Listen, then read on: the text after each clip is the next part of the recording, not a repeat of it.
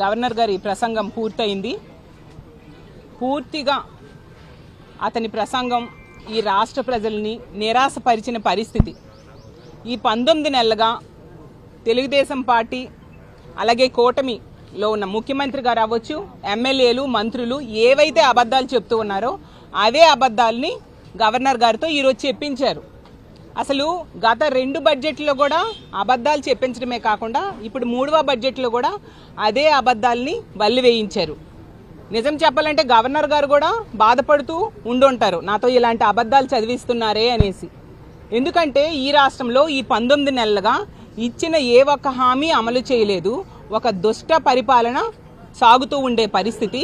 దాన్ని కప్పిపుచ్చుకోవడం కోసం అత్యున్నత స్థానంలో కూర్చున్న గవర్నర్ గారితో ఇలాంటి అబద్ధాలు చెప్పించడం నిజంగా చాలా బాధాకరం.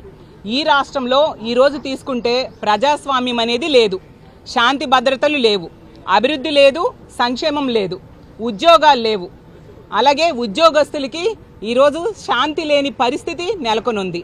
ఈ రాష్ట్రంలో ఎవరిని అడిగినా, ఏ ప్రజలను అడిగినా కూడా చెప్తారు ఎలాంటి పాలన సాగుతుంది అని అడిగితే ఈ రాష్ట్రంలో అశాంతి, అప్పులు, అలాగే అక్రమ కేసులు, అశ్లీల నృత్యాలు, అప్రజాస్వామికమైన పాలన సాగుతూ ఉంది అనేసి ప్రతి ఒక్క ప్రజలు చెప్పే పరిస్థితి మనం చూస్తూ ఉన్నాము.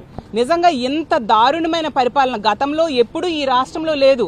ఈవెన్ చంద్రబాబు నాయుడు గారు గతంలో ముఖ్యమంత్రిగా ఉండేప్పుడు కూడా ఇంత దారుణంగా పరిపాలించలేదు. ఈరోజు అలాంటి పాలన ఉండడం వల్ల ఒక 20 ఏళ్ళు ఈ రాష్ట్రం అభివృద్ధిలో వెనక్కి వెళ్ళిపోయిన పరిస్థితి.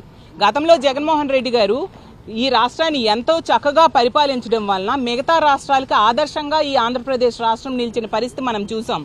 ఈజ్ ఆఫ్ డూయింగ్లో నంబర్ 1 స్థానంలో నిలబెట్టారు జగన్మోహన్ రెడ్డి గారు. అలాగే విద్య, వైద్యం, వ్యవసాయ రంగాలకి పెద్దపీట వేస్తూ నిజంగా మిగతా రాష్ట్రాలన్నిటికి కూడా వీళ్ళ ఆదర్శంగా, మన ఆంధ్రప్రదేశ్ రాష్ట్రం ఆదర్శంగా ఉండే పరిస్థితి మనం చూసాం.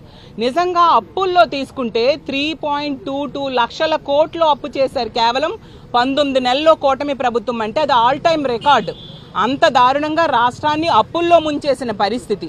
అలాగే నిరుద్యోగులకి ఈరోజు ఉద్యోగాలు లేకపోవడం వల్ల నిరుద్యోగులు ఈరోజు ఆత్మహత్యలు చేసుకునే పరిస్థితికి దాపురించింది ఆంధ్రప్రదేశ్ రాష్ట్రంలో. 8.2% నిరుద్యోగిత రేట్లో మనం దేశంలోనే మొదట స్థానంలో ఉన్నాం. ఇంత దారుణమైన పరిస్థితులు గతంలో ఎప్పుడైనా చూసామా అని నేను అడుగుతూ ఉన్నాను. అలాగే నిరుద్యోగులకి నిరుద్యోగ భృతి ఇస్తామన్నారు. అది ఇప్పటి వరకు కూడా 19 నెలలైనా 3వ బడ్జెట్ ప్రవేశపెడుతూ ఉన్నారు. ఇప్పటికి కూడా ఇవ్వని పరిస్థితి మనం చూస్తూ ఉన్నాము. అలాగే రైతులకి పెట్టుబడి సాయం లేదు, గిట్టుబాటు ధర లేదు. దానివల్ల రైతులు ఈరోజు ఆత్మహత్యలు చేసుకుంటూ ఉండే పరిస్థితి మనం చూస్తూ ఉన్నాము.